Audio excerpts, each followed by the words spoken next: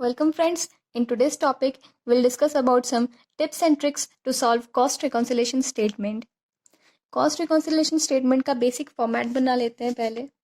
पहले एक प्रॉफिट दिया रहेगा which may be of financial account या cost account. Let's assume that हम लोग को प्रॉफिट फिनेंशियल अकाउंट का दिया हुआ है. So will write profit as per financial account. So profit as per financial account दिया है. नाउ इसमें हम लोग ऐड करेंगे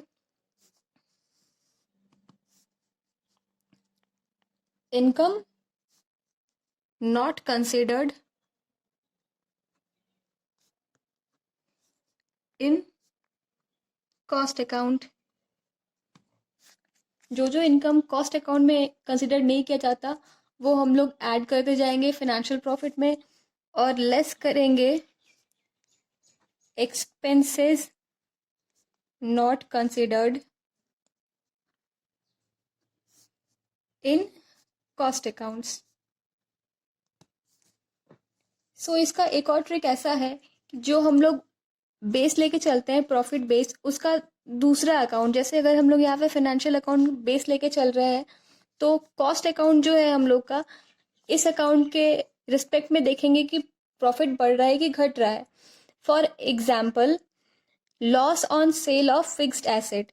so loss on sale of fixed asset जो है ये फिनेंशियल अकाउंट से रिलेट करता है.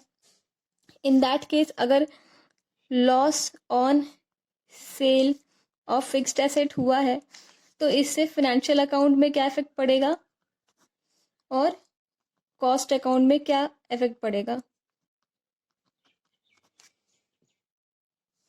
सो लॉस ऑन सेल होने से फिनेंशियल अकाउंट का प्रॉफिट घट जाएगा, वाइल कॉस्ट अकाउंट में कोई चेंजेस नहीं आता. Loss on sale cost account में रिकॉर्ड नहीं करते. इन दैट केस हम लोग देख रहे हैं कि कॉस्ट अकाउंट का प्रॉफिट जो है वो बढ़ा हुआ है, वाइल फिनेंशियल अकाउंट का डिक्रीज हो गया, कम हो गया. सो अभी जैसे टिप्स दिया गया था कि जो अकाउंट हम लोग यूज कर रहे हैं फिनेंशियल अकाउंट, उसका दूसरा अकाउंट कॉस्ट अकाउंट, तो उसके प्रॉफिट में क्या इफेक्ट पड़ रहा है वो देखकर करेंगे. In case of loss of sale on fixed asset, वहां पर कॉस्ट अकाउंट का प्रॉफिट बढ़ा हुआ है, इसीलिए हम लोग यहाँ पे ऐड कर देंगे, फिनेंशियल प्रॉफिट भी बढ़ा देंगे. सो ये एक पहला ट्रिक था कि कैसे कौन से एडजस्टमेंट को कहाँ पर ऐड करना है या लेस करना है. नेक्स्ट एंट्री है फॉर वैल्यूएशन ऑफ इन्वेंट्री या स्टॉक. सो बहुत जगह दिया रहता है over valuation of opening stock. So इसका क्या एंट्री होगा. इसका एंट्री होना चाहिए, अगर ओवर वैल्यूएशन है ओपनिंग स्टॉक का तो ओपनिंग स्टॉक हम लोग का ट्रेडिंग अकाउंट में कहाँ आता है, ओपनिंग स्टॉक प्रॉफिट यहाँ आता है, दैट इज ग्रॉस प्रॉफिट, और इधर होता है क्लोजिंग स्टॉक. सो अगर प्रॉफिट ओपनिंग स्टॉक बढ़ा हुआ है, ओवर वैल्यू किया हुआ है, तो प्रॉफिट घटा हुआ होगा. इन केस क्लोजिंग स्टॉक बढ़ा हुआ है तो प्रॉफिट बढ़ा हुआ रहेगा. मतलब ग्रॉस प्रॉफिट का क्लोजिंग स्टॉक से डायरेक्ट कनेक्शन है, दैट इज प्रोपोर्शनल रिलेशन, और ग्रॉस प्रॉफिट का ओपनिंग स्टॉक से इनवर्स रिलेशन है. मतलब अगर ओपनिंग स्टॉक जो है ओवर वैल्यू किया हुआ है, ज़्यादा दिखाया जा रहा है तो प्रॉफिट घटा हुआ होगा, वाइल अगर क्लोजिंग स्टॉक ज़्यादा दिखाया जा रहा है तो प्रॉफिट बढ़ा हुआ रहेगा.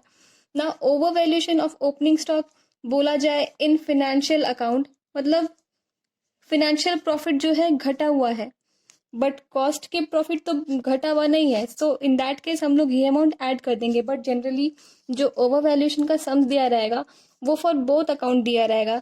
Like over valuation in financial account is 50,000 while overvaluation of opening stock in cost account is 55,000, let's assume. So दोनों जगह वैल्यू ओवर है, मीन्स प्रॉफिट जो है वो घटा हुआ है. इन केस कॉस्ट का प्रॉफिट ज़्यादा घटा हुआ होगा क्योंकि इसका जो है ये ज़्यादा ओवर वैल्यू किया गया है. तो जो डिफरेंस है उसको हम लोग यहाँ पर लेस कर देंगे, क्योंकि कॉस्ट का प्रॉफिट घटा हुआ है तो फाइनेंशियल अकाउंट का भी प्रॉफिट घटाना पड़ेगा टू रिकनसाइल। सो 55,000 माइनस 50,000, तो जो 5,000 का जो अमाउंट है वो हम लोग लेस कर देंगे।